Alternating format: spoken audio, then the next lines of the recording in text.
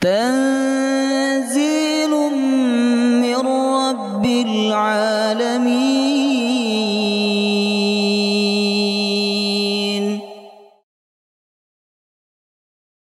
يا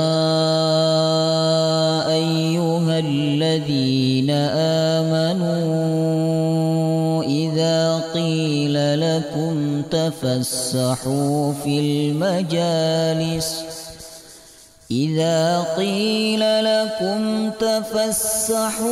في المجالس فافسحوا يفسح الله لكم وإذا قيل انشزوا فانشزوا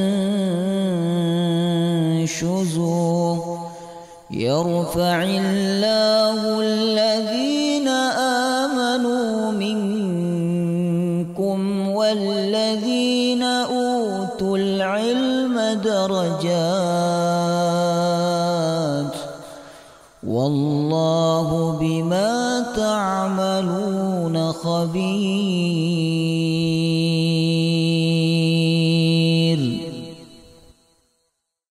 السلام عليكم ورحمة الله وبركاته. الحمد لله رب العالمين نحمده ونستعينه ونستغفره ونعوذ بالله من شرور أنفسنا ومن سيئات أعمالنا من يهده الله فلا مضل له ومن يضلل فلا هادي له أشهد أن لا إله إلا الله وحده لا شريك له وأشهد أن محمدا عبده ورسوله لا نبي ولا رسول بعده.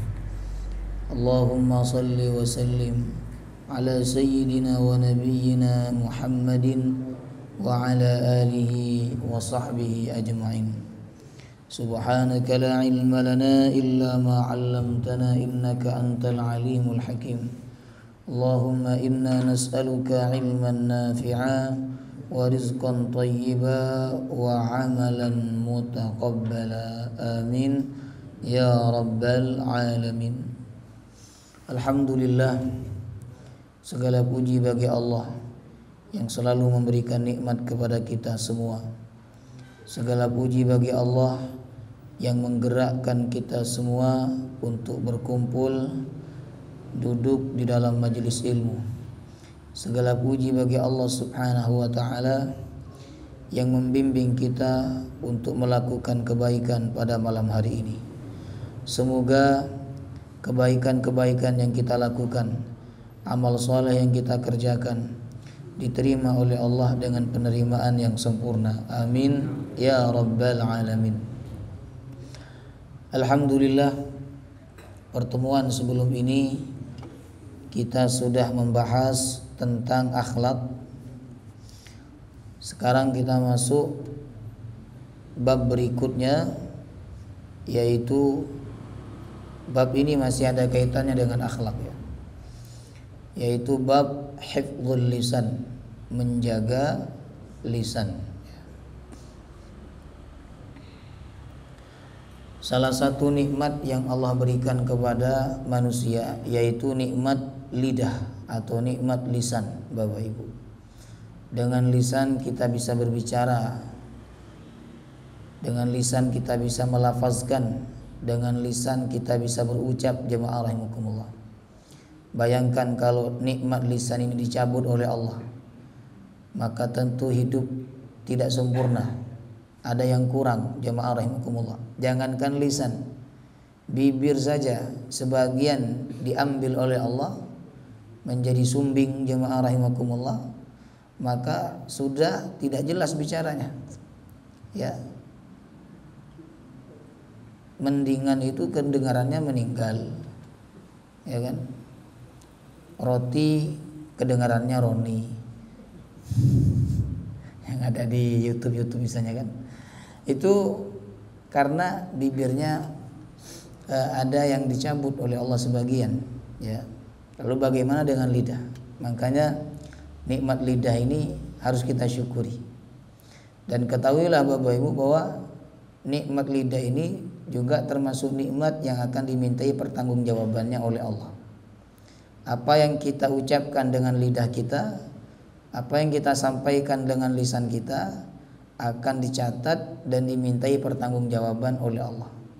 Bahkan lidah sendiri nanti akan bersaksi di hadapan Allah Subhanahu wa taala atas apa yang kita ucapkan, jemaah rahimakumullah.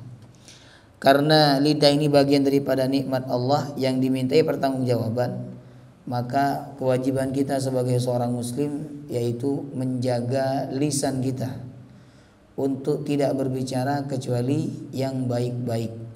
Nabi mengatakan, "Man kana yu'minu billahi wal yawmil akhir falyakul khairan aw liyasmut." Siapa yang mengaku iman kepada Allah dan hari akhir, tandanya adalah berucap yang baik.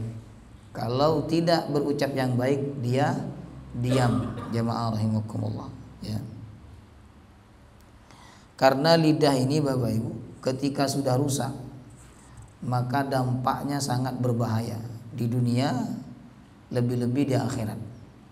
Kata Nabi, ada dua perkara yang banyak memasukkan manusia ke dalam neraka. Yang pertama al-fam, lidah atau mulut. Sedangkan yang kedua al-farj, kemaluan. Jemaah rahimakumullah. Baik. Seperti biasa, kitab ini dimulai dengan firman Allah. Ada 5 firman Allah yang disebutkan dalam kitab ini tentang menjaga lisan, jemaah rahimakumullah, tentang lidah. Kemudian setelah itu sabda Rasulullah SAW. Malam hari ini kita akan belajar 5 firman Allah yang berkaitan dengan hifdzul lisan, menjaga lisan. Yang pertama, Bapak Ibu, surah An-Nahl ayat 62. An-Nahl ayat berapa? Ayat 62, jemaah rahimakumullah. Allah berfirman, a'udzubillahi minasyaitonir rajim, wa yaj'aluna lillahi ma yakrahun. Dan mereka menetapkan bagi Allah apa yang mereka sendiri membencinya. Sebenarnya ini Allah menggambarkan sifat-sifatnya orang kafir. Jadi orang kafir itu salah satu sifatnya di zaman Nabi adalah ketika perkara itu dibenci oleh mereka, mereka sandarkan ini milik Allah. Tapi ketika perkara itu disukai oleh mereka, mereka mengatakan ini milikku. Nah, salah satu yang dibenci dan tidak disenangi oleh mereka Bapak Ibu yaitu anak perempuan. Ya. Makanya ketika mereka tahu istrinya melahirkan anak perempuan, mereka mengatakan anak perempuan ini milik Allah, anaknya Allah. Ya. Sehingga mereka membunuh anak perempuannya, dikembalikan kepada Allah. Enggak mau mereka, ada di antara mereka yang mengubur anak perempuannya hidup-hidup, jemaah rahimakumullah. Ya. Tapi ketika anak laki-laki dikabarkan kepada mereka bahwa istri mereka melahirkan anak laki-laki, mereka senang, mereka bahagia, dan mereka mengatakan ini adalah anak kami. Ya. Kenapa mereka tidak suka anak perempuan, jemaah rahimakumullah? Ya. Itu banyak faktor Bapak Ibu. Banyak faktor. Yang pertama, karena mereka orang-orang Arab jahiliyah itu pada umumnya suka berperang. Nah, ketika mereka punya anak perempuan di kaumnya mereka, maka mereka menganggap itu sebuah kelemahan. Sebab berperang ini kan pada umumnya laki-laki. Ya. Itu anggapan yang pertama kenapa mereka tidak suka kepada anak perempuan. Jemaah rahimakumullah. Kemudian yang kedua, ya, karena mereka takut kepada nasib buruk. Kepada anak perempuan itu mereka takut terhadap nasib yang buruk. Apalagi kalau anak perempuannya hitam, wajahnya tidak cantik, jemaah rahimakumullah. Maka mereka takut anak ini menyusahkan, nanti enggak ada laki-laki yang mau untuk menikah dengannya. Kalaupun anak ada laki-laki yang mau menikah dengannya, paling laki-laki yang miskin, yang fakir. Maka mereka pun tidak suka kepada anak perempuan. Kemudian jemaah rahimakumullah, yang ketiga, Dikatakan oleh ulama karena mereka takut tidak bisa memenuhi kebutuhan anak perempuan, makan, minum. Apalagi nanti ujung-ujungnya setelah dikasih pendidikan, setelah dibesarkan, nikah dibawa sama suaminya. Ya kan, orang tua. Jadi ibarat anak perempuan itu hanya numpang makan, numpang hidup sebentar dengan orang tua. Setelah itu nikah dibawa oleh suaminya. Dia hidup bersama orang tua anggaplah 25 tahun Bapak Ibu. Nanti setelah usia 25 tahun menikah, setelah itu dibawa oleh suaminya.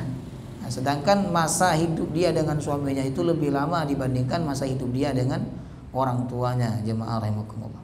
Itulah kenapa mereka tidak suka kepada anak perempuan. Kemudian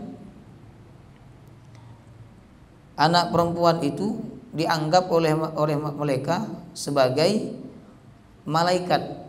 Nah, sehingga ketika mereka memiliki anak perempuan ya yang dilahirkan harus dikubur hidup-hidup untuk dikembalikan kepada Allah Subhanahu wa taala ya. Jadi banyak faktor kenapa orang-orang Arab jahiliyah tidak suka kepada anak perempuan. Subhanallah, seandainya orang tua mereka punya pemikiran yang sama seperti mereka, maka tentu mereka tidak akan lahir di dunia. Sebab manusia ini lahir di dunia, Bapak Ibu, itu berkat perempuan. Ada perempuan yang mengandungnya dan melahirkannya. Jemaah rahimakumullah. Oleh karena itu di dalam Islam ya, merawat anak perempuan itu pahalanya besar. Islam itu sangat menjunjung tinggi perempuan. Yang pertama, merawat anak perempuan dengan baik dijamin apa? Surga. Walaupun hanya satu. Nabi mengatakan, "Man 'ala jariyatain dakhaltu ana wa huwa al-jannah. Kahataini wa asyara bi usbu'ihi." Siapa yang merawat dua anak perempuan, maka aku dan dia di surga. Seperti ini kata Nabi. Nabi menunjukkan jari telunjuknya dan jari tengahnya. Betapa dekat orang itu dengan Nabi SAW. Barokah dia merawat dengan baik anak perempuannya. Maka berbahagialah bapak-bapak, ibu-ibu yang dikaruniakan oleh Allah anak perempuan, karena dengan mereka bila panjenengan merawat dengan baik, panjenengan dapat surga, enggak tanggung-tanggung, surga Firdaus bersama Nabi SAW. Sahabat bertanya, walaupun hanya satu wahai Rasulullah? Iya, walaupun hanya satu ya. Kemudian yang kedua, bukti Islam itu memuliakan perempuan adalah bahwa perempuan dalam Islam mendapatkan warisan. Dulu sebelum datangnya Islam, perempuan itu nggak boleh memegang harta, nggak boleh menyentuh harta ya. Bahkan di Yunani itu jemaah rahimakumullah, perempuan hanya dijadikan sebagai pemuas hawa nafsu. Tapi setelah datangnya Islam, perempuan mendapatkan harta warisan walaupun tidak sebanyak laki-laki. Karena memang fitrah perempuan itu adalah mengurus rumah tangga ya, mendidik anak ya kan, sedangkan urusan harta ini urusan laki-laki. Makanya perempuan hanya mendapatkan sebagian saja, tidak lebih banyak dibandingkan laki-laki. Walaupun kadang yang banyak habis duit ini anak laki-laki atau perempuan? Hah? Serius? Oh, perempuan ya. Tapi kalau menurut saya yang banyak habis justru anak laki-laki. Karena anak laki-laki ini pendidikannya dikejar terus sama orang tuanya sampai S3. Sedangkan perempuan, udahlah nak, kamu ini cukup SMA saja. Nanti ujung-ujungnya kamu lari ke dapur. Itu dulu. Tapi sekarang orang tua jemaah rahimakumullah terus mengejar bagaimana anaknya bisa berpendidikan tertinggi ya kan. Nah sehingga kalau kita hitung-hitung sebenarnya yang banyak menghabiskan duit itu adalah anak laki-laki, Bapak Ibu. Karena laki-laki ini kadang dimanjakan sama orang tuanya, minta sepeda ini dikasih, bahkan minta mobil juga dikasih sama orang tuanya. Sebab dia pewaris tunggal dari orang tuanya. Jemaah rahimakumullah. Ya. Kemudian yang ketiga jemaah rahimakumullah, Nabi itu pernah berwasiat kepada para sahabatnya untuk berbuat baik kepada perempuan. Kata Nabi, Istausu bin nisa, aku wasiatkan kalian untuk berbuat baik kepada perempuan. Makanya Nabi mengatakan laki-laki yang baik itu adalah laki-laki yang baik kepada perempuan. Jamaah rahimakumullah. Kemudian dalam hal-hal tertentu Allah memilih wanita sebagai orang yang pertama. Contoh ya kan, orang yang pertama menghuni tanah haram adalah perempuan. Namanya siapa? Siti Hajar. Kemudian yang pertama darahnya mengalir mati syahid juga perempuan. Namanya Sumayyah. Jemaah rahimakumullah. Yang ketiga, orang yang pertama beriman kepada Nabi Muhammad adalah perempuan. Namanya siapa? Siti Khadijah radhiyallahu anha. Bahkan dalam Al-Quran ada surat dikasih nama perempuan oleh Allah, namanya surat An-Nisa. Enggak ada surat Ar-Rijal, laki-laki. Yang ada surat An-Nisa. Jadi Islam itu sangat memuliakan perempuan. Perempuan itu dijadikan ratu di dalam Islam, jemaah rahimakumullah. Ada seorang non muslim tanya kepada seorang syekh, "Wahai tuan, kenapa perempuan itu di dalam Islam tidak boleh membuka auratnya? Seakan-akan perempuan itu dikekang dan tidak bebas hidupnya." Kemudian syekh itu mengatakan, bila ada dua permen, yang satu terbuka dan sedangkan yang satu masih terbungkus, di manakah yang akan Anda pilih dan Anda ambil? Kemudian dia menjawab, aku akan mengambil yang masih terbungkus. Nah, itulah kenapa wanita-wanita kami tidak atau dilarang membuka aurat. Kemudian jemaah rahimakumullah, dia bertanya lagi, wahai tuan, kenapa kami dilarang menyentuh tangan wanita-wanita kalian? Kata syekh itu, wahai pemuda, Anda punya tuan putri kan? Nah, bila Anda punya tuan putri, seorang raja, dan raja atau tuan putri tuan itu seorang raja, seorang ratu, ya kan? Seorang ratu, apakah Anda bisa menyentuh tangannya? Dia menjawab, dia tidak bisa, kami tidak akan bisa menyentuh tangannya. Begitulah wanita-wanita kami di dalam Islam, betul-betul diratukan. Tidak ada yang dapat menyentuh tangannya kecuali laki-laki yang halal baginya. Subhanallah. Ya. Jadi Islam itu sangat memuliakan perempuan, Bapak Ibu. Ya.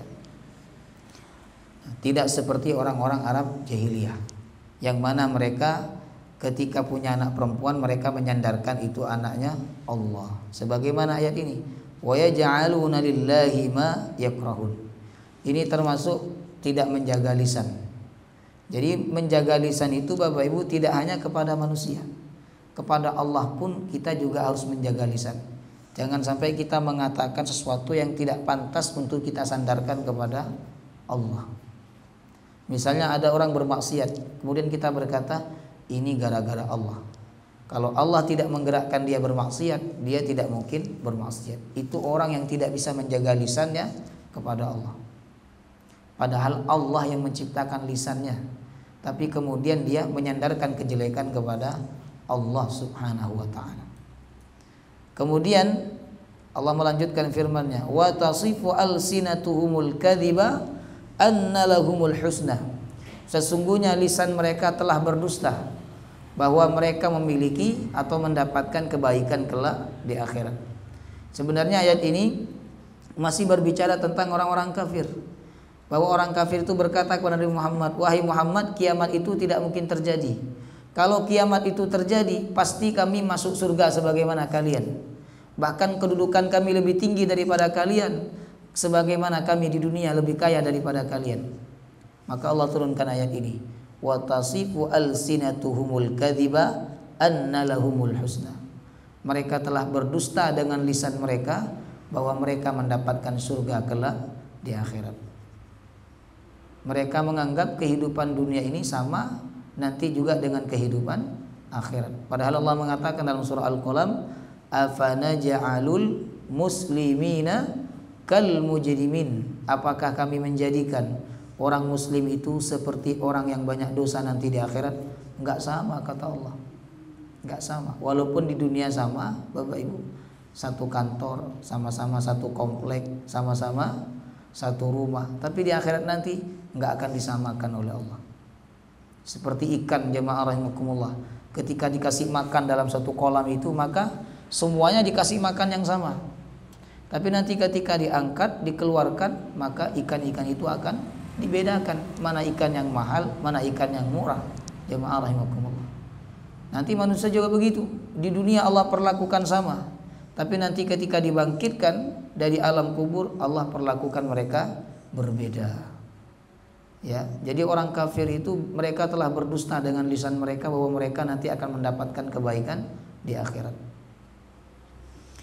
Kemudian ayat yang kedua, surah An-Nur ayat 24. An-Nur ayat 24. Allah mengatakan, yauma tashhadu 'alaihim alsinatuhum wa aydihim wa arjuluhum bima kanu ya'malun.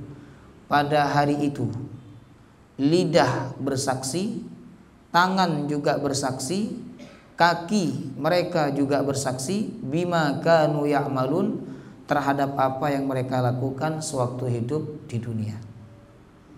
Jadi lidah kita, jemaah rahimakumullah, akan bersaksi atas apa yang kita ucapkan. Kalau kita berucap yang baik, nanti lidah kita ini akan bersaksi bahwa dia digunakan untuk berkata yang baik. Kalau kita berucap yang jelek, maka lidah ini juga akan bersaksi bahwa dia digunakan untuk berkata yang kotor, berkata yang tidak baik. Jemaah rahimakumullah, lidah bersaksi. Kemudian wa aidihim, tangan juga bersaksi. Jemaah rahimakumullah. Wa arjuluhum, kaki juga bersaksi. Jadi sesuatu yang tidak bisa berbicara di akhirat nanti, Allah buat mereka bisa berbicara. Bapak Ibu, tangan tidak bisa berbicara, tapi nanti di akhirat Allah buat mereka bisa berbicara. Kaki juga nggak bisa berbicara ketika di dunia, tapi di akhirat Allah buat kaki itu bisa berbicara karena Allah yang menciptakan. Jemaah rahimakumullah, makanya kita harus hati-hati, ya. Ketika kita ingin berucap dengan ucapan yang jelek, sadarilah bahwa lidah kita nanti akan bersaksi di hadapan Allah Subhanahu wa ta'ala.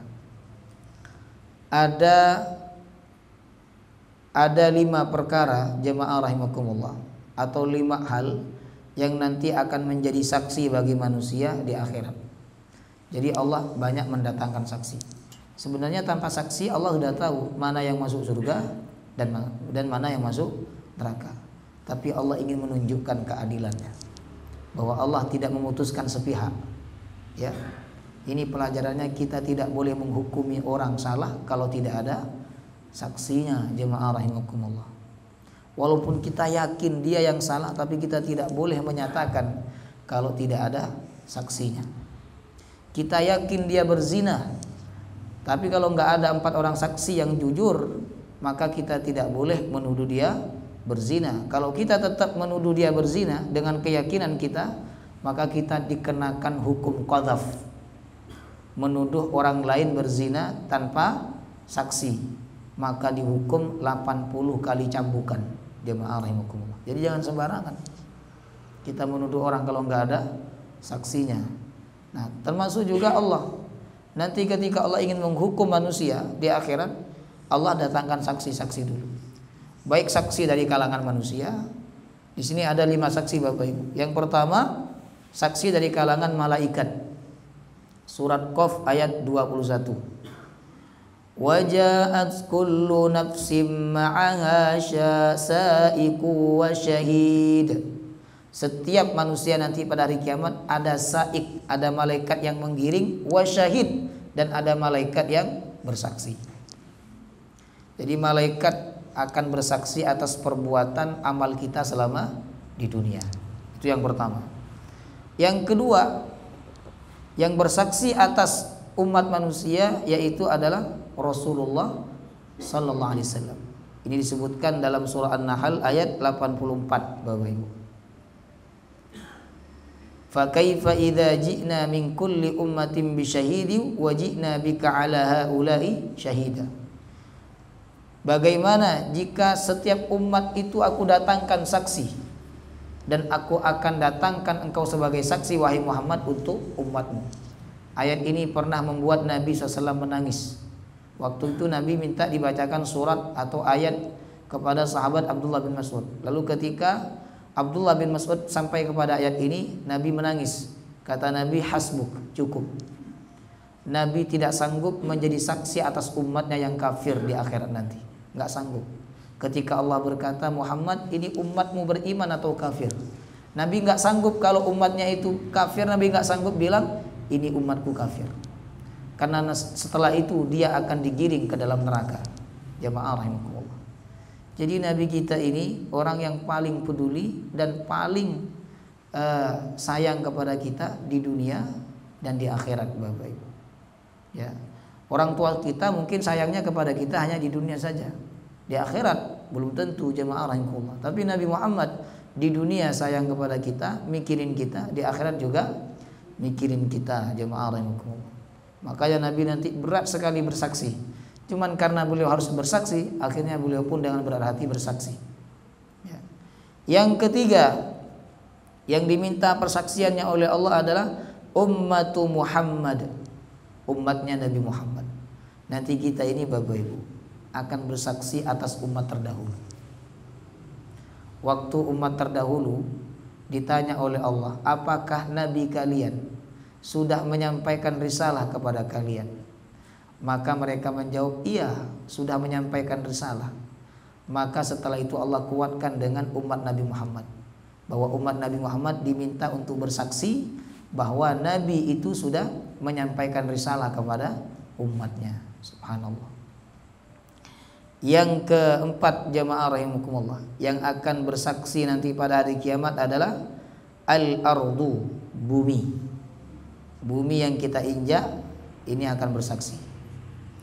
Yauma idzin tuhadditsu akhbaraha bi anna rabbaka awhalaha.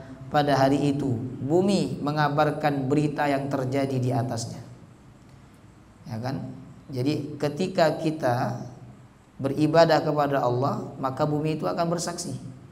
Jadi bagian bumi yang kita di atasnya beribadah itu akan bersaksi.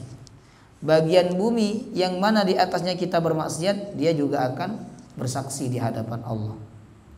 Makanya Bapak Ibu, setelah sholat wajib kita disunnahkan untuk cari tempat lain untuk sholat sunnah. Ya. Jadi habis sholat wajib, habis zikir, kemudian sholat sunnah ba'diyah, itu sunnahnya dianjurkan untuk apa? Pindah tempat. Ada teman saya itu karena saking banyak sholat sunnah itu pindahnya banyak juga. Ya kan? Di sini nanti pindah lagi ke pojok sana, pindah lagi ke pojok sana. Bagian bumi yang kita injak dan kita gunakan untuk beribadah, maka semakin banyak nanti yang bersaksi di hadapan Allah membela kita, Bapak Ibu. Ya. Kemudian yang terakhir, jemaah rahimakumullah, yang bersaksi nanti pada hari kiamat adalah al-a'dha, anggota badan kita. Mata kita, lidah kita, tangan kita, kaki kita akan bersaksi atas apa yang pernah kita lakukan dengan mereka, ya. Jadi semuanya nanti akan dimintai pertanggungjawaban oleh Allah SWT. Maka supaya lidah kita ini bersaksi yang baik-baik, Bapak Ibu, kita harus menggunakan lidah ini untuk berbicara yang baik-baik, yang sopan-sopan, yang pantas-pantas. Adapun pembicaraan yang tidak baik jangan sampai keluar dari lidah kita, jemaah rahimakumullah. Kemudian yang ketiga, surah Asy-Syu'ara ayat 84. Asy-Syu'ara ayat 84. Ini doanya Nabi Ibrahim. Subhanallah. Kata Nabi Ibrahim, waj'al li lisana sidqin fil akhirin. Ya Allah, jadikanlah aku lisana sidqin, buah bibir, fil akhirin, untuk orang-orang yang akan datang. Makanya tidak ada agama kecuali memuji Nabi Ibrahim. Ya. Kemarin ada teman-teman NU itu yang datang ke Israel ya. Ketemu presiden Israel. Ada 5 orang itu, tapi dipecat mereka, Bapak Ibu. Itu katanya kan mereka kuliahnya atau penelitiannya itu perbandingan agama, jamaah rahimakumullah. Nah, mereka dalam perbandingan ilmu perbandingan agama itu Bapak Ibu, semua agama-agama yang ada di muka bumi ini ketemunya kepada Nabi Ibrahim. Jadi mereka ke sana itu niatnya, mungkin ya, niatnya adalah untuk mempersatukan antar umat beragama. Ya, untuk mendamaikan dengan mengatakan bahwa Islam dan Nasrani atau Islam dan Yahudi itu ketemu di Nabi Ibrahim alaihissalam. Ya, sebenarnya sikap mereka ini secara zahir baik-baik saja jemaah rahimakumullah. Tapi kalau kita mengkaji lebih dalam, nanti sikap mereka ini justru akan mengarah kepada pemikiran bahwa semua agama itu sama. Nah, ini berbahaya Bapak Ibu. Mereka saja tidak mau dipersamakan dengan Islam, masa kita orang Islam mau mempersamakan diri kita dengan mereka? Ya kan? Jadi tidak benar ucapan semua agama itu sama, karena agama itu ujungnya adalah ketemu pada Nabi Ibrahim alaihissalam. Enggak benar itu. Allah sudah tegas mengatakan dalam Al-Quran surah Al-Bayyinah bahwa orang Yahudi dan orang Nasrani itu kafir. Allah mengatakan lam yakunil ladzina kafaru min ahlil kitab. Orang-orang kafir min ahlil kitab, dari ahlul kitab ada 2, Nasrani dan Yahudi. Jadi kita jangan sungkan-sungkan untuk mengatakan bahwa mereka itu orang kafir. Ya, bahwa mereka itu bukan orang Islam, bahwa mereka itu tidak sama agamanya dengan kita. Dan kita harus yakin bahwa yang masuk surga itu hanya kita, sedangkan mereka tidak masuk surga. Mereka juga punya keyakinan begitu. Orang Yahudi berkata, wa qalu la yadkhulul jannah illa man kana hudan aw nasara. Tidak ada yang masuk surga kecuali orang Yahudi. Nasrani juga begitu Bapak Ibu. Jadi jemaah rahimakumullah, jangan sampai kajian atau penelitian tentang perbandingan agama itu memunculkan sebuah pemikiran bahwa semua agama itu sama. Itu tidak benar. Ya, tidak benar jemaah rahimakumullah. Kalau ada persamaan secara prinsip mungkin iya, sama-sama melarang untuk membunuh orang, sama-sama melarang untuk menzalimi orang, sama-sama melarang untuk berzina dan sebagainya. Tapi secara akidah tentu berbeda antara Islam dengan orang Yahudi, jemaah rahimakumullah. Baik, ayat ini yaitu surah Al-Asy'ara ayat 84, sebenarnya ayat ini merupakan doa agar kita setelah kita meninggal dunia, yang disebut oleh orang dengan lisan mereka adalah kebaikan kita. Kita perlu membaca doa ini. Waj'alli lisana sidqin fil akhir. Hafal enggak doanya ini?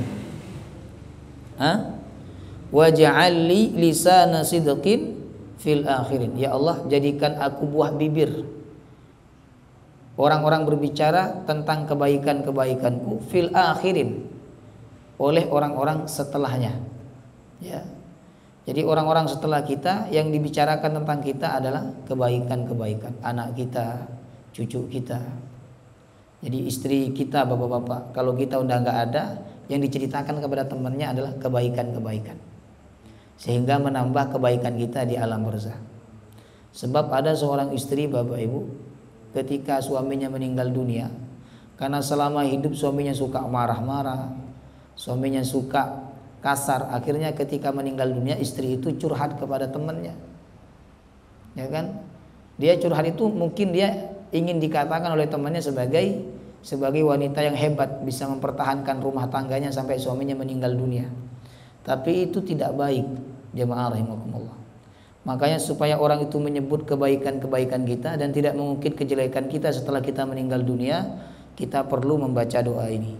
Waj'alli lisana sidqin fil akhirin. Ya Allah, jadikanlah bagiku ya tutur kata yang baik oleh orang-orang yang datang setelahku. Ya. Kemudian yang keempat, surah Ar-Rum ayat 22. Allah berfirman, "Wa min ayatihi khalqus samawati wal ard wa ikhtilafu alsinatikum wa alwanikum inna fi dzalika laayatil lil alimin." Dan termasuk tanda kebesaran Allah yaitu ciptaan langit dan bumi. Wa ikhtilafu alsinatikum wa alwanikum, perbedaan alsinatikum bahasa kalian, wa alwanikum dan warna kulit kalian. Jadi Allah menciptakan lidah, jemaah rahimakumullah. Kemudian lidah itu berbeda-beda bahasa yang diucapkan olehnya. Ada bahasa Arab, ini kalau bahasa dunia ya, bahasa Arab, bahasa Inggris, bahasa Jepang dan sebagainya. Kalau di kita saja di Indonesia ini ada berapa bahasa? Banyak Bapak Ibu. Kalau di tanah Jawa aja bahasa Jawa, ada bahasa Madura, sudah 2 bahasa itu. Sunda Bapak Ibu, dan seterusnya. Nah, yang bikin bahasa itu berbeda-beda siapa kalau bukan Allah? Ya kan? Jadi perbedaan bahasa itu bagian daripada kekuasaan dan kebesaran Allah Subhanahu wa taala. Ya. Kita tidak boleh menuntut orang itu harus sama dengan bahasa kita. Jemaah rahimakumullah. Ya. Jadi kita harus menghargai perbedaan. Ada perbedaan yang harus dihargai, ada perbedaan yang tidak boleh kita hargai. Perbedaan yang harus dihargai adalah perbedaan yang memang fitrah dari Allah. Sedangkan perbedaan yang tidak boleh kita dispensasi yaitu adalah perbedaan akidah, Bapak Ibu. Yang mana kita tidak boleh bermudah-mudahan dengan orang yang salah akidahnya, jemaah rahimakumullah. Ya. Kemudian padahal awalnya Allah menciptakan Nabi Adam, dan Nabi Adam dibekali oleh Allah dengan satu bahasa saja.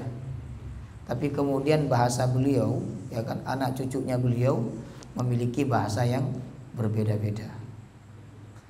Kalau di dalam kitabnya orang-orang Yahudi dan Nasrani, Bapak Ibu, itu mereka meyakini bahwa perbedaan bahasa ini hukuman dari Allah kepada umat manusia. Jadi ceritanya ada seorang raja, kalau nggak salah Raja Namrud di Babelonia, Bapak Ibu, ketika diperintahkan oleh Allah Subhanahu wa taala untuk berjihad, ya kan, untuk taat kepada Allah, tapi mereka tidak taat kepada Allah Subhanahu wa taala, maka Allah hukum mereka dengan bahasa yang berbeda-beda, sehingga mereka tidak ngerti satu dengan yang lainnya. Kemudian mereka menyebar, jadilah seperti sekarang ini. Itu menurut pemahaman mereka. Jadi perbedaan bahasa itu menurut keyakinan ahlul kitab sebuah hukuman dari Allah. Ya kan, misalnya orang Madura ketika dia datang ke Jawa, dia nggak ngerti bahasa Jawa, itu hukuman bagi dia. Menurut mereka. Orang Pontianak datang ke Jawa, nggak ngerti bahasa Jawa, iku-iki, ya kan, itu hukuman bagi orang Pontianak. Itu menurut mereka. Tapi menurut Al-Quran, perbedaan bahasa itu bukan hukuman dari Allah. Justru perbedaan bahasa itu tanda kebesaran Allah Subhanahu wa taala. Ya. Wa alwanikum, dan juga termasuk tanda kebesaran Allah adalah perbedaan warna kulit kalian. Ya kan? Ada yang putih, jemaah rahimakumullah. Ada yang putih. Ada yang agak putih. Ada yang tidak putih. Ada yang hitam dan ada yang sangat hitam. Jemaah rahimakumullah. Itu bagian daripada tanda kebesaran Allah. Kalau putih semua tidak indah, Bapak Ibu. Putih semua tidak indah, atau hitam semua juga tidak nampak kebesaran Allah. Seakan-akan orang nanti akan berkata Allah itu hanya berkuasa menciptakan manusia dengan kulit putih. Ya kan? Makanya Allah jadikan ada yang hitam, ada yang putih. Dan itu berasal dari manusia, satu manusia semua, dari Nabi Adam alaihissalam. Jemaah rahimakumullah. Ya kan? Kadang orang tuanya putih, anaknya hitam, Bapak Ibu. Putih orang tuanya, ayahnya putih, ibunya putih. Ketika lahir anaknya hitam. Orang nggak percaya kalau itu anaknya. Ini benar anaknya jenengan? Apa cucunya jenengan? Ya kan nggak percaya. Karena apa? Bapak ibunya putih. Menunjukkan bahwa yang berkuasa memberikan warna kulit kepada manusia itu adalah hanya Allah, bukan air kelapa, Bapak Ibu. Kan kata orang kalau pengen putih anaknya banyak minum air kelapa, ya kan? Enggak. Walaupun minum air kelapa kalau orang tuanya hitam ya kemungkinan besar anaknya hitam, jemaah rahimakumullah. Ya kan? Kan ada itu ceritanya. Jadi ada seorang Arab Badui, dia putih. Istrinya juga putih. Ketika istrinya mau melahirkan ditungguin sama dia. Kemudian setelah itu Bapak Ibu lahir anaknya, ternyata anaknya hitam. Wah, langsung dia curiga sama istrinya. Jangan-jangan istriku ini menserong dengan budak. Menserong dengan orang-orang yang hitam. Ya kan? Tapi dia tidak ucapkan kepada istrinya itu. Cuman setan datang untuk suuzon kepada istrinya. Karena dia bingung Bapak Ibu, maka dia datang kepada Rasulullah. Ya Rasulullah, aku sekarang lagi bingung, lagi sedih, lagi susah karena istriku melahirkan anak yang berkulit hitam. Padahal aku dan istriku putih. Ya, aku curiga istriku melakukan perkara-perkara yang tidak baik di belakangku. Kemudian Rasulullah SAW tidak marah dengan laki-laki itu. Tapi Nabi kemudian bertanya, kata Nabi, apakah kamu punya unta? Punya wahai Rasulullah. Untamu berapa? Sekian. Dari untamu itu ada enggak unta yang warnanya merah? Ada wahai Rasulullah. Kok bisa warnanya merah? Kan yang lain warnanya abu-abu misalnya kan. Kok yang satu ini untanya warna merah? Dia menjawab, mungkin ada kakek moyang dia yang bulunya berwarna merah. Kemudian Nabi mengatakan, sama juga dengan anakmu. Mungkin ada di antara kakek moyang anak itu yang kulitnya hitam, sehingga kulitnya hitam juga dia. Jemaah rahimakumullah. Ini cerdasnya Nabi. Tidak langsung menjustis dan tidak langsung menasihati, tapi diajak berpikir. Jemaah rahimakumullah. Orang tua yang baik begitu. Ketika anaknya melakukan kesalahan, tidak langsung disalah-salahkan, tapi diajak berpikir. Ketika dia menyuruh anaknya untuk belajar, dia tidak langsung nyuruh belajar, tapi dia ajak dulu anaknya untuk berpikir bahwa belajar itu sangat baik, belajar itu bermanfaat daripada main HP dan seterusnya. Jemaah rahimakumullah. Jadi perbedaan warna kulit itu bagian daripada tanda kebesaran Allah Subhanahu wa ta'ala.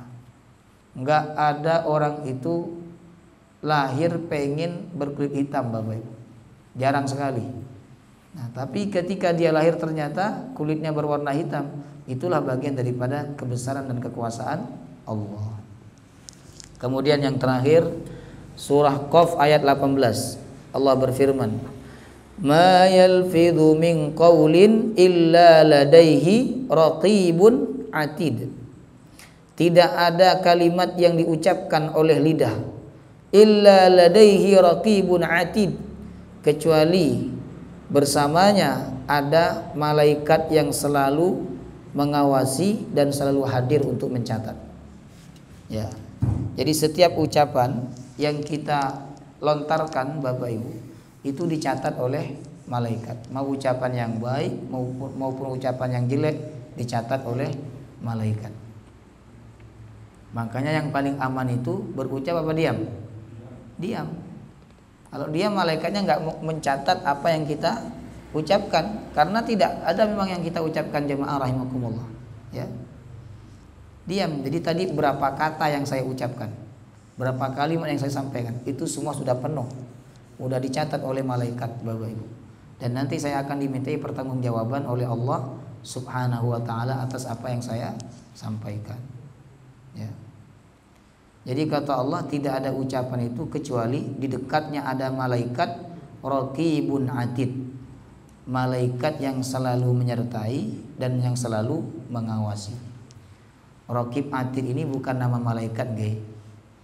Ini bukan nama malaikat. Ini sifat malaikat. Sifatnya raqibun, selalu menyertai. Karena Raqib ini juga salah satu nama Allah. Innallaha kana 'alaikum raqibah. Jadi Raqib itu artinya malaikat yang selalu mengawasi, Atid yang selalu menyertai. Sifatnya, bukan namanya, Bapak Ibu. Maka nggak ada malaikat itu bernama Raqib Atid. Cuman kan kita waktu belajar dulu waktu SD, SMP ditanya oleh guru, siapakah malaikat yang mencatat amal baik? Raqib. Yang mencatat amal buruk? Kapan kenalannya itu? Jemaah rahimakumullah. Padahal Allah tidak mengatakan, Nabi juga enggak menyebutkan. Kalau Raqib Atid ini nama malaikat, pasti sama Allah dikasih waw.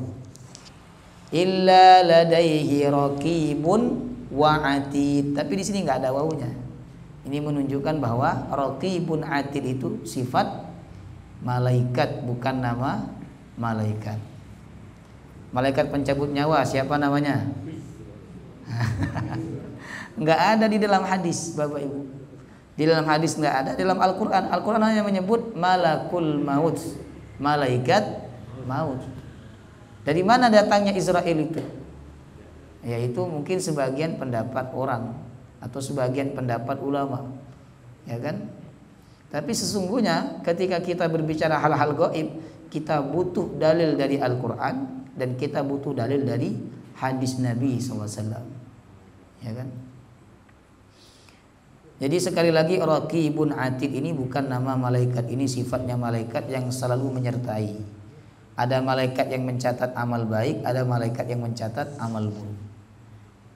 Nah, maka jemaah rahimakumullah, kalau kita ingin bisa menjaga lisan, kata ulama, salah satunya yaitu kita harus menyadari bahwa setiap ucapan kita ini akan dicatat. Panjenengan kalau mencatat setiap ucapan saya, pasti saya akan berhati-hati dalam berucap. Termasuk juga kalau panjenengan sebagai presiden, itu setiap ucapannya dicatat oleh orang. Bukan hanya dicatat, direkam, Bapak Ibu. Maka presiden itu akan berhati-hati dalam berucap. Sama juga sebenarnya kita ini kalau menyadari bahwa setiap ucapan kita itu dicatat, jemaah rahimakumullah, oleh malaikat dan tidak akan luput catatannya. Kalau kita mencatat ucapan orang pasti ada yang kelewatan. Tapi malaikat mencatat ucapan kita, nggak ada yang kelewatan walaupun hanya satu huruf, Bapak Ibu. Walaupun bicaranya cepet, malaikat bisa mencatatnya dengan sempurna. Nah, kalau kita sadar itu jemaah rahimakumullah, kita akan menjaga lisan kita dan kita akan berhati-hati ketika kita berucap. Jadi cara menjaga lisan itu kita menyadari bahwa setiap ucapan kita akan dicatat. Yang lain kata ulama, termasuk juga cara menjaga lisan itu adalah at-tafkir qablal kalam. Pikirkan dulu sebelum berbicara. Ini pembicaraannya baik atau tidak, diridhoi oleh Allah atau tidak. Nah, dipikir dulu. Ya. Kemudian yang ketiga, kata ulama, tinggalkan perkumpulan yang sia-sia. Ngumpul, ketawa ketiwi, itu biasanya lidah tidak terasa mengucapkan hal-hal yang jelek, menggibah orang, menjelek-jelekkan teman yang duduk di situ juga, walaupun kesannya kayak guyon, Bapak Ibu. Tapi sebenarnya tidak boleh, karena guyon ini ketika menjelekkan orang, tapi dalam bentuk guyonan, itu sedikit banyak orang yang dijelek-jelekkan itu tetap sakit hati. Jemaah rahimakumullah. Ya, jadi tinggalkan perkumpulan yang tidak ada manfaatnya. Makanya diam di komplek perumahan, Bapak Ibu, itu ada sisi keuntungannya. Keuntungannya orang perumahan biasanya sendiri-sendiri, masing-masing, jarang sekali ngumpul, bahkan nggak tahu nama tetangganya. Jemaah rahimakumullah. Ketika ada ada Gojek, ada paket datang salah sasaran, paket itu tukang paketnya ditanya nama si fulan, dia nggak tahu, padahal itu tetangganya. Jemaah rahimakumullah. Ya. Sisi keuntungannya apa? Jarang bertemu, maka jarang berkumpul, jarang berbicara, jarang ngerumpi. Jemaah rahimakumullah. Jadi kalau kita ingin bisa menjaga lidah, tinggalkan perkumpulan yang tidak ada manfaatnya. Kemudian Yang keempat kata ulama, apabila kita ingin bisa menjaga lisan, yaitu kathratus sumti, banyak diam. Jadi kalau orang bicara kita diam aja, jadi pendengar yang baik. Waktunya ketawa ikut ketawa, orang sedih ikut sedih juga. Tapi kita lebih banyak diam dibandingkan berbicara. Ini lebih aman, dan kita lebih bisa menjaga lisan kita, jamaah rahimahullah. Orang itu kata ulama ya, kalau banyak diam, bi kathratis sumti takunul haibah. Dengan banyaknya diam maka dia akan berwibawa. Hati-hati dengan orang yang diam, jamaah rahimakumullah. Diam dalam pengertian tidak berbicara, ya kan? Tapi ada orang diam-diam makanan habis, jajan habis, diam. Yang lain ngomong dia diam toh, tapi mulutnya makan terus, jamaah rahimakumullah. Ini ya nggak apa-apa, masih mending itu. Kemudian yang terakhir kata ulama supaya kita bisa menjaga lidah, menjaga lisan, yaitu tadabbur fadail hifdzil lisan. Kita harus menghayati keutamaan-keutamaan menjaga lisan. Semoga Allah menjaga lisan kita semua. Amin ya rabbal alamin. Insyaallah pertemuan berikutnya kita bahas tentang hadis-hadis Rasulullah berkaitan dengan lisan, menjaga lisan. Ada pertanyaan, Bapak Ibu? Silakan.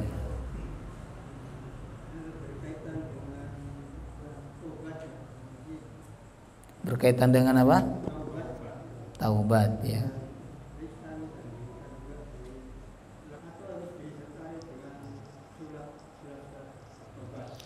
Harus apa tadi? Harus yang pertama? Apakah harus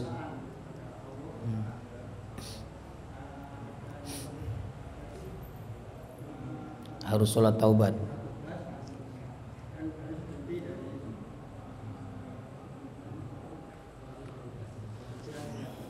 Baik. Kalau dosa-dosa besar itu harus taubat, harus menyatakan dan mengakui di hadapan Allah. Kalau dosa besar, berzina, membunuh orang, durhaka kepada orang tua dan lain-lainnya, itu harus menyatakan bersalah di hadapan Allah dan minta ampun. Jadi langsung diucapkan minta ampun. Itu kalau dosa besar harus bertaubat, ya. Tapi kalau dosa-dosa kecil, Bapak Ibu, itu bisa dihapus oleh Allah dengan amal soleh. Jadi walaupun kita nggak bilang ya Allah aku minta ampun, ya Allah aku bertaubat kepadamu, aku nggak akan mengulangi lagi, ya. Walaupun kita nggak bilang begitu, otomatis dengan amal soleh kita dosa-dosa kecil kita dihapus oleh Allah. Ya. Allah mengatakan illa man taba wa amana wa amila salihan. Orang yang beramal soleh faulaika yubaddilullahu sayyi'atihim hasanat. Allah ganti keburukannya dengan kebaikan. Artinya Allah hapus keburukannya. Dengan syarat dosa kecil. Kalau dosa besar nggak bisa. Walaupun kita sholat 1000 rakaat, kalau kita nggak menyatakan taubat kepada Allah, belum diampuni oleh Allah. Harus menyatakan taubat di hadapan Allah, ya. Harus menyesal, kemudian berjanji tidak akan mengulangi lagi, kemudian menghiasi diri dengan amal soleh. Kalau dosa kecil kita tidak harus menyesal untuk diampuni oleh Allah, ya kan? Kita beramal soleh, maka amal soleh kita itu cukup untuk menghapus dosa-dosa kecil kita, jemaah Allah. Misalnya dengan puasa pada tanggal 10 Muharram kemarin, ya kan? Atau dengan puasa Arafah, ya, itu yang dihapus dosa-dosa kecil. Kemudian bertaubat tidak wajib mandi taubat, hanya sunnah saja. Apalagi ketika kita merasa melakukan dosa besar, maka setelah melakukan dosa besar itu kita hilaf, ya. Kemudian kita bertaubat kepada Allah, dahulukanlah dengan sholat sunnah taubat, ya. Dahulukan dengan sholat sunnah taubat 2 rakaat. Nah, tapi tidak dianjurkan setiap malam, cukup 1 kali saja. Kalau kita merasakan di hari itu melakukan dosa, malam harinya kita sholat sunat taubat 2 rakaat kemudian minta ampun kepada Allah. Ya, itu hukumnya sunnah. Ada lagi? Oh, ya itu kalau ucapannya tidak baik ya, tidak boleh berkumpul di situ. Maksud saya ketika pembicaraan itu pembicaraan yang sia-sia, ya kita diam aja, jangan banyak bicara. Karena kalau kita banyak bicara khawatir terjerumus dalam ucapan yang salah. Tapi kalau kita tahu teman kita itu berkata yang jelek, berkata yang tidak baik, ya kan, kita harus menegurnya semampu kita. Kalau kita tidak mampu menegurnya, maka kita menghindar darinya, menunjukkan bahwa kita tidak setuju dengan ucapan yang jelek, ya.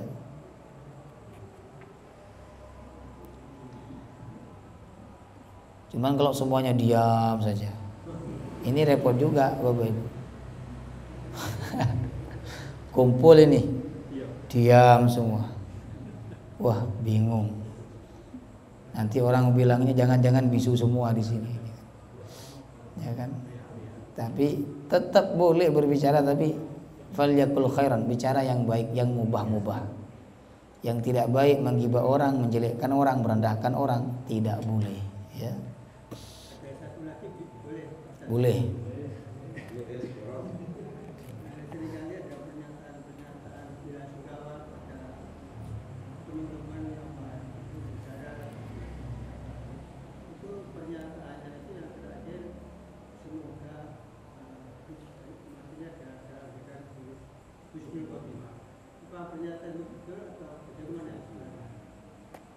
Semoga husnul khotimah gitu. Oh, itu telat. Husnul khotimahnya telat itu. Harusnya kalau sudah meninggal apa?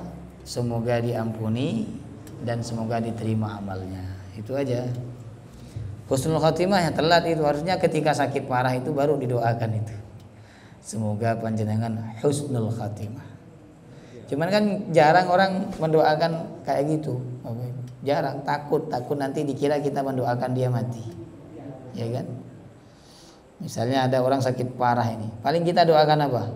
Semoga cepat sembuh. Jarang orang bilang, padahal dia yakin sakitnya itu kayaknya dia mau meninggal dunia, tanda-tanda akan meninggal dunia, ya. Nah harusnya kalau dia yakin begitu didoakan aja, semoga panjenengan husnul khotimah.